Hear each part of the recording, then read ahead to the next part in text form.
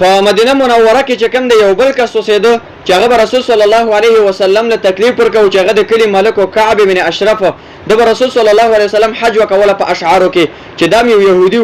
او د رسول صلی الله علیه وسلم مخالف اشعار به چې کوم څه کول هغه جوړول. د دې واقعات چې امام بخاری رحمت الله علیه په صحیح بخاری کې هغه ذکر کړی ده. رسول الله صلی الله علیه وسلم راغی او اعلان یې کوي ورځي چې من الكعب بن اشرف د کعب بن اشرف چې کوم د ماغه څو خلاص کی چې دا انه قد اذى الله ورسوله دی الله والله رسول چې کوم د تکلیف ور کړی دی. صحابه کرام چې غیرتی خلکو نو په دې وخت محمد بن مسلمه رضی الله عنه را پورته شو او ویل یا رسول الله د دې ظالم نه چې کوم د دې يهودي نه بری خلاص کما خدا راته و چې یا رسول الله ستاسو په شان کې ځکه خبره کوله شمه کنه شمه کوله. رسول الله صلی الله علیه وسلم ویل چې او ته اجازه ده ما په شان کې خبره کوله شي. نو په دې وخت چې کوم د دې لس کسان ځان سره وخت محمد بن مسلمه رضی الله عنه ابو نائله عباد ابن حسین او دغه لس کسانو سره شولار د مازیګر ټیم رکعب بن اشرف خو چې کوم دی ورله چې ورله او ته چې درته یو سړی د مونږ په غیبه ایمان راوړ دی محمد نوم دی او هغه چې کوم دی مونږ زکاتونه غواړو مونږ صدقې غواړي نو مونږ راغلی او ته په عربو کې مالدار سړی تر مونږ سره کومک کوو تر مونږ سره هغه مرسته وکړه ستا خواله راغلی. کعب بن اشرف ته ویله نو کعب بن اشرف ته ویل چې پیسې بل درکومه خو شرط په کې غدای چې ارحنون نساءکم تاسو ما سره چې کوم د خپل زنه چې کوم د پګانه کې هغه کېدی نو پیسې بل درکم کړه چې زما قرض خلاص کړي د خپل زنه هغه ملاو شي. نو دی محمد بن مسلمه رضی الله عنه ورته وی چې دا خو په عربو کې ابتدایي اول ځلی چې ته دا خبره مونږ ته کې او دا کار چا په عربو کې نه کړن دا به اول ځلی چې مونږ زنانه تاسو سره څکو مونږ زنانه تاسو سره غاڼه کوو د پیسو په مقابله کې او بل خبره دا مونږ زنانه ځکه نشو غاڼه کولای تاسو سره فانه من اجمل العرب ته په عربو کې ډېر خسته سړی نو کچېرته ته دا زنانه ویني نو کېدای چې چټینګ نشي او په ګناه کې هغه واقع شي نو دې وجه نه مونږ تاسو سره غاڼه کولای نشو. خو نو ټیک ده چې دا سره نه غاڼه کوي ارحنون اولادکم تاسو خپل اولاد ما سره چې کوم دغه غاڼه کوي. نو محمد مسلمه او ته په جواب کې چې د خپل اولادونو مونږ تاسو سره په غاڼه کې نشي خدله وجه غدا دا چې سبال زموږ بچو ته خلک به پیغور کوي پیغور لونه شو کتره خلک به ته وایي چې تاسو پروند 500 په مقابله کې کعب بن اشرف سره څوي هغه غاڼه وي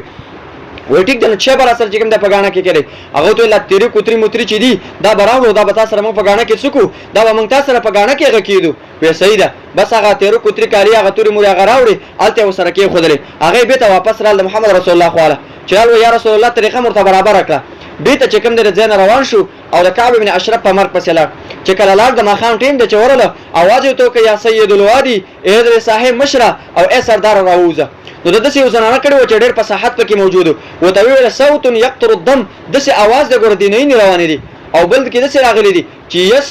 اسمع صوتا يقطر منه الدم دسه आवाज د ګردې आवाज دسه आवाज زور مچ دي نه روان دي بارته موزه نو کعب بن اشرف ته ویل وان الكريم اذا دعي بليل اجاب و د عزتمن سره عادت داره چې کله څوک هغه دعوت ورکي کشپي ام د دعوت بچکی هغه قبلې دا چې کله د کوټې نه را بهر ته شو بار ته راوته محمد بن مسلمه رضی الله عنه لازم لګیسته ورسلا شو د شیته ورنکه هغه تیر ک نو ډیره مزیدار خوشبو لګولې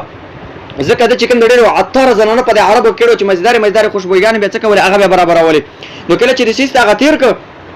د الله پیغمبر صلی الله علیه وسلم په خبر باندې صحابه کرام عمل کو چې خکله یې استبوت نو د محمد بن مسلمه د الله سره وخت پر یختو کې له شعور منډه او د خپل ګوتی بیکلی یره مشر ډیره مزیدار خوشبو دي چې کوم دی لګولې ده هغه ویل مال خو رب العالمین به خزر کړی ده په عربو کې سیدو اهل العطار کما زنانه چې د عطر جوړون کې په عربو کې هغه رب العالمین مال څه کړی ده مال هغه را کړی ده نو ته چې ډېر مزدار خوشبو دي لګولې د وزر کراته اجازه کې زه به ستاسو پرېختو کې راګوتې منډه وې منډه پرېختو کې لګوتې منډه به بیکله دلا سونه ډېر مزدار خوشبو دي لګولې ده پر دریم کرت مان چې کله ولا پر سر کې راګوتې ورو منډلې او خې په سکلا کې کړې نو صحابه کرام له اشاره ورکړه او یو خره په پورته کا چې پورته کا کعب بن اشرف په څکا هغه قتل کا او دغه صحابه کرام د رسول الله صلی الله علیه وسلم په خوشاله باندې او تکبیرونه आवाजونه وکړه چې یا رسول الله د اسلام دشمن کعب بن اشرف يهودي هغه څکه هغه مردار کو د منځ ماغه وي نو رسول صلی الله علیه وسلم ډېر څه په دې باندې خوشاله شو چې دا یو بيدینه يهودي چې رسول صلی الله علیه وسلم د څکه ولا رسول صلی الله علیه وسلم به حرمتي وکوله به عزتي وکوله رسول الله ته تنګو صحابه کرام سره دغه شان څوکله معامله سره وکړه ان شاء الله به رافع واقعات کو اغه ذکر کو وبالله عز وجل التوفيق.